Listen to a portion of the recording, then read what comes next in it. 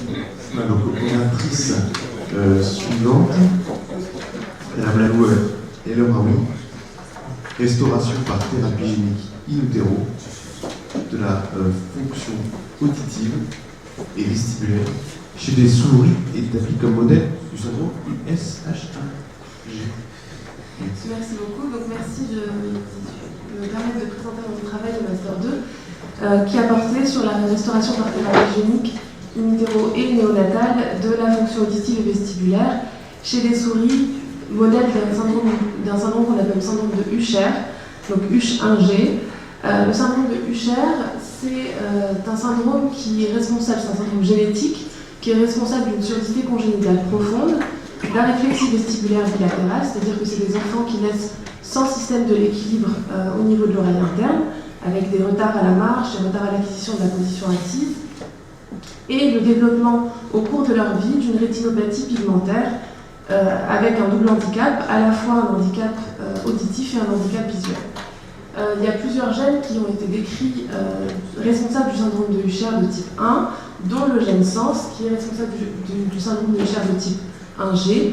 Et on sait que la protéine SENS, pour lequel code le gène, est située au niveau des cellules sensorielles. Donc ici, vous avez une cochlée dans laquelle on retrouve l'organe de Corti, qui est l'organe sensoriel de l'audition. Et dans cet organe de Corti, on a des cellules qui sont ciliées, qui ont des stéréocilles à leur apex, des cellules ciliées externes, 3 rangées, et une rangée de cellules ciliées internes, qui est la véritable cellule neurosensorielle. Et avec, au niveau de ces stéréociles, une machinerie protéique qui permet de maintenir les stéréociles et de permettre ce qu'on appelle la mécanotransduction, c'est-à-dire la transformation d'une onde mécanique sonore en une onde électrique au niveau de ces cellules. La mutation de la protéine SENS, donc là je vous présente des images de microscopie électronique qui ont été obtenues chez la souris, conduit à une désorganisation complète des touffes ciliaires. Ici vous voyez une souris mutée pour la protéine SENS avec des cellules ciliées externes et des cellules ciliées internes qui sont totalement désorganisées, ce qui conduit à une surdité profonde, avec ici sur le diagramme des seuils auditifs qui en fait ne sont pas mesurés chez la souris mutée, alors qu'on a des seuils à peu près 30-40 décibels chez la souris sauvage. De même, on va avoir sur le plan vestibulaire une altération des stéréociles, avec ici la souris sauvage et ici la souris mutée, et des comportements, vous voyez chez cette souris, ce qu'on appelle le circling, puisqu'elle n'a plus aucun équilibre, et donc la souris passe son temps à tourner, et on le voit ici sur des mesures, où ici vous avez une souris sauvage, et ici une souris mutée, et ici une souris sauvage. Donc la thérapie génique est un traitement qui est très prometteur, qui est en cours de développement, et qui est prometteur notamment pour le traitement des surdités, et notamment des surdités génétiques.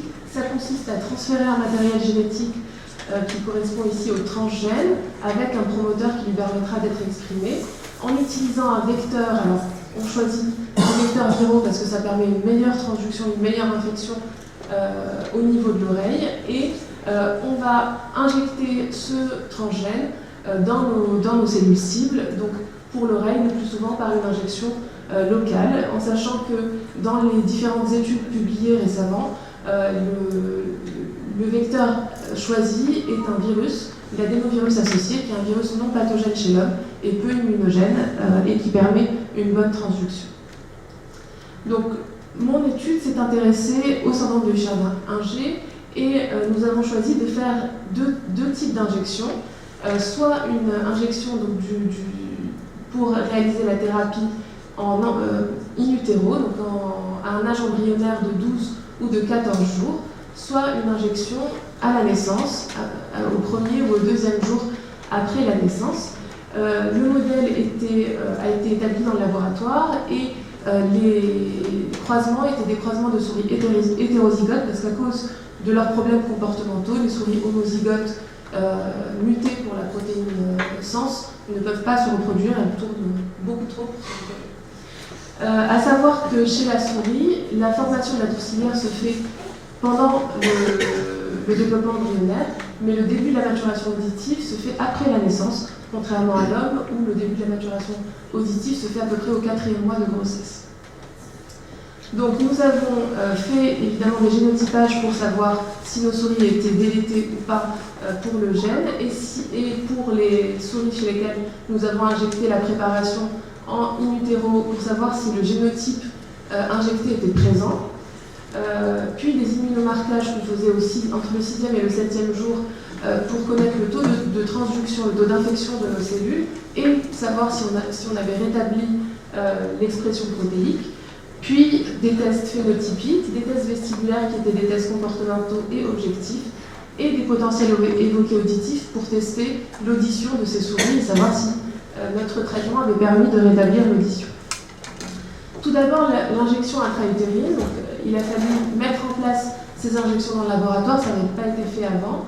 Et j'ai pu tester 3 voies d'injection. Une voie qui est assez simple, qui est l'injection intraplacentaire, avec une très bonne tolérance. Une voie un peu plus compliquée, qui est la voie de la veine vitelline et qui nécessite d'injecter dans une veine superficielle au niveau de chaque embryon, avec pour le coup une très mauvaise tolérance et seulement 14% d'embryons injectés qui naissaient après injection.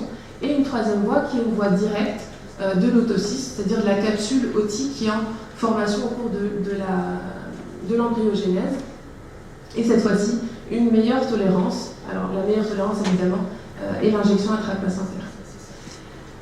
Puis il a fallu déterminer si notre virus arrivait dans les cellules cibles, dans nos cellules ciliées. Et pour cela, on a injecté d'abord un virus qui portait un marqueur immunofluorescent, qui est la protéine GFP, et on a réalisé de l'immunofluorescence après la naissance des souris. Ici, vous voyez des images de cochlée en immunofluorescence où, en vert, vous avez le marquage par la GFP. En rouge, vous avez le marquage des cellules ciliées. Et on se rend compte que, avec une injection intraplacentaire, le taux de transduction est quand même très faible et seulement 19% de nos souris avaient un marquage. Le marquage était présent de manière plus importante après une injection dans la veine, mais il ne ciblait pas les bonnes cellules, c'était plutôt les neurones qui étaient ciblés. Et après une injection dans l'otocyste, alors là, on a un marquage qui est beaucoup plus important, avec une transduction beaucoup plus importante de nos cellules ciblées. On a fait des injections à 2 âges embryonnaires, à E14, au 14e jour de développement embryonnaire d'abord, et on a remarqué à cet âge qu'on avait une répartition de la transduction qui était différente selon la région cochléaire. Ici, vous avez une cochlée qui est étalée, et puis au niveau de l'apex, peu de cellules, au niveau de la base, beaucoup plus de cellules, et cette différence était significative. Et là, vous avez un organe vestibulaire, une ampoule de canal semi-circulaire, où on a une excellente transduction, meilleure que dans la cochlée.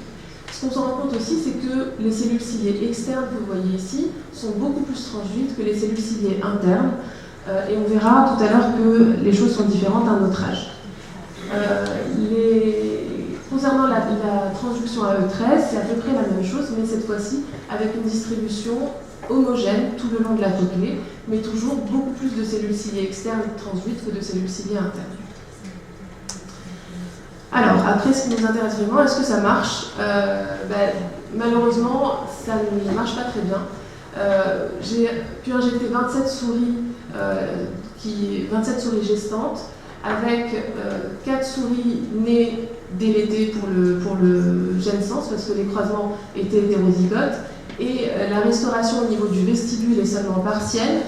La restauration au niveau de l'audition, par contre, est nulle. Il y a une surdité profonde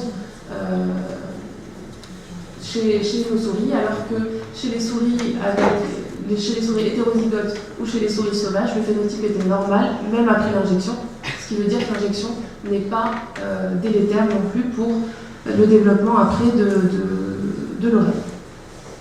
Alors, on s'est intéressé en même temps à un stade d'injection un peu plus tardif, et donc après le développement de la toux ciliaire à la naissance, et cette fois-ci une injection néonatale qui s'est faite directement dans l'oreille. Donc ici, vous voyez la chirurgie. On a fait une injection intracochléaire par la fenêtre ronde. La fenêtre ronde, c'est une des deux fenêtres que vous voyez ici, au niveau de la cochlée, avec une mortalité et une morbidité qui est extrêmement faible. Et cette fois-ci, on a pu montrer que la thérapie restaurait premièrement l'expression protéique. Donc là, vous avez de l'immunofluorescence avec la souris injectée, la souris mutée injectée ici, où vous voyez en vert la protéine sens qui est rétablie au niveau des sténocyles, alors qu'elle est absente chez la souris mutée non injectée. Donc un rétablissement de l'expression protéique, un rétablissement également de la fonction de mécanotransduction, donc cette fonction qui permet le changement de potentiel au niveau des cellules, et un rétablissement de l'architecture ciliaire. Et en termes de phénotype, on a pu avoir un rétablissement partiel de l'audition. Ici, vous avez l'audition de la souris mutée qui est sourde profonde avec un gain d'à peu près 20 décibels chez la souris qui a été injectée, et surtout un rétablissement complet de l'équilibre avec ici la souris injectée qui a un comportement totalement normal par rapport à la souris mutée, et ça a été confirmé par des tests objectifs. Alors cette différence, elle s'explique par le taux de transduction qui est différent entre le vestibule, 91%, donc ça c'est de l'immunofluorescence chez les souris injectées en néonatal, alors qu'au niveau de la cochlée, on a environ 41% de taux de transduction, et de manière assez surprenante, cette fois-ci, une transduction qui est meilleure à l'apex lorsqu'on injecte en néonatal qu'à la base, alors qu'on avait le contraire lorsqu'on injectait in utero. Donc au total, on se rend compte que la transduction virale est extrêmement importante et qu'elle conditionne les résultats phénotypiques avec une infection des cellules sensorielles qui est différente selon le stade de l'injection et la nécessité évidemment de choisir la fenêtre thérapeutique optimale. Une fenêtre thérapeutique tardive semble possible puisque là on arrive en néonatal après le développement des stérocytes, mais tout de même avant l'audition utile chez la souris. Et l'amélioration de leurs résultats passera d'abord par le développement de meilleurs vecteurs qui vont permettre une infection de 100% de nos cellules, c'est ce qu'on espère. Et puis après, évidemment, la fenêtre thérapeutique qu'il faut déterminer. Je vous remercie de votre attention et je vous remercie de l'ensemble de laboratoire.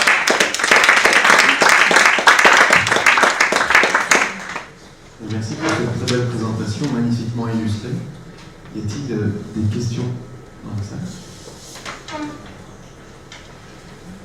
Merci infiniment, c'est super, et en particulier l'iconographie de cette présentation. C'est la chance de l'immunofluorescence, c'est très joli. C'est une beauté extraordinaire.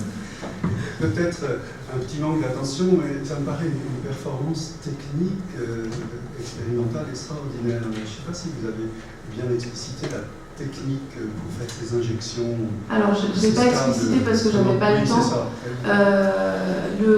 L'injection au niveau de la fenêtre ronde avait été mise en place dans le laboratoire avant que j'arrive. En termes de technique, l'oreille, en fait, chez la souris, l'oreille, la cochlée au deuxième jour de vie est très proche est quasiment sous-cutanée. Et elle continue de se développer, l'oreille continue de se développer, notamment la partie moyenne, l'oreille moyenne avec les osselets, etc., se développe après la naissance. Donc en fait, à P2, au deuxième jour de vie, c'est assez simple. On arrive, il faut écarter des muscles et puis on a une petite fenêtre qu'on voit tout de suite et donc on injecte par cette petite fenêtre. Alors in utero, il a fallu développer la chirurgie. L'injection intraplacentaire elle est assez simple, c'était pas quelque chose de plus compliqué pour un chirurgien. Ils étaient contents d'avoir un chirurgien dans le laboratoire pour les développer. Après la venvitellite, c'était assez compliqué, j'ai eu beaucoup de mal à le développer et d'ailleurs beaucoup de pertes de nos souris. Et l'autocyste, ça a été fait dans une équipe américaine. Et donc après, je sais, en faisant un peu la littérature, et puis on trouve des vidéos sur certains sites qui sont assez bien faites. Et il y a un repère en fait qui est une veine céphalique qui fait un espèce de petit C autour de l'autocyste. Et on se met à ce niveau-là et on injecte à ce niveau-là. Et je l'ai fait d'abord avec du colorant pour être sûr d'être au bon endroit. Et en fait, l'autocyste ressemble à une petite vésicule avec un pic en avant, et donc on voit vraiment la petite vésicule se colorer, donc on est sûr d'être au bon endroit comme ça. Merci. Monsieur Franco. J'ai appris hier que l'AAV2 pouvait être associé au cancer du foie. Il y a des carcinomes cellulaires qui sont dus à l'AAV2. Est-ce que tu sais pour l'AAV8 s'il y a des risques du même type ou... Alors, l'AAV8 est en fait un AAV2. Donc, c'est un AAV qui est transformé, où la capside du virus est la capside de l'AAV8 et le génome est le génome de l'AAV2. Voilà. Après, c'est des virus en thérapie génique qui sont utilisés dans certains essais thérapeutiques, notamment chez les patients hémophiles, où je sais que c'est utilisé, ou dans certaines maladies neurologiques. Pour moi, c'était complètement anodin, mais après, évidemment, c'est important que l'infection soit spécifique des cellules qu'on cible, et puis aussi que le génome soit exprimé, enfin que le gène qu'on transfère soit exprimé vraiment dans les cellules ciblées. Et pour ça, le promoteur joue un rôle aussi. À la fois la capside, parce qu'il va y avoir des récepteurs qui seront spécifiques de certaines cellules, et le promoteur. Là, on est en train de travailler sur des promoteurs qui sont différents, et notamment qui sont spécifiques des cellules ciliées, pour être sûr d'avoir une expression que dans les cellules ciliées. On a un résultat qui est un petit peu contre-intuitif, c'est-à-dire que finalement on a un meilleur résultat quand on intervient donc juste après la naissance que in utero, alors que dans la communication précédente, si on avait pu intervenir techniquement avant la 16e ou même 13e semaine, comme ça a été dit, ça aurait été mieux. Est-ce que d'après vous c'est à cause du process de maturation des cellules, ou à cause des difficultés techniques pour injecter, notamment au niveau de l'autocyste? Je pense qu'il y a les deux. Je pense qu'il y a la difficulté technique qui fait qu'on a une variabilité quand même de nos injections, même si on sait qu'on a nos bons repères, mais il y a une variabilité. Il y a certaines souris qui sont très bien injectées, d'autres qui sont moins bien injectées. Et comme en plus c'est un modèle où j'étais obligée de faire des croisements hétéro par hétéro, j'ai injecté sur tout le long des souris hétérozygotes, des souris sauvages, des souris mutées, pour savoir lesquelles étaient bien injectées, lesquelles n'étaient pas bien injectées. Ça, c'est la première chose. La deuxième chose, c'est qu'en termes de transduction, in utero, on transdue beaucoup plus de cellules ciliées externes. Et c'est ce que j'ai dit au début, en fait, la véritable cellule neurosensorielle, c'est la cellule ciliée interne. La cellule ciliée externe, elle sert à une amplification locale du signal sonore, et elle est très peu innervée en termes de neurones efférents après, alors que la cellule ciliée interne est véritablement la cellule qui permet la mécanotransduction et le transfert du signal sonore.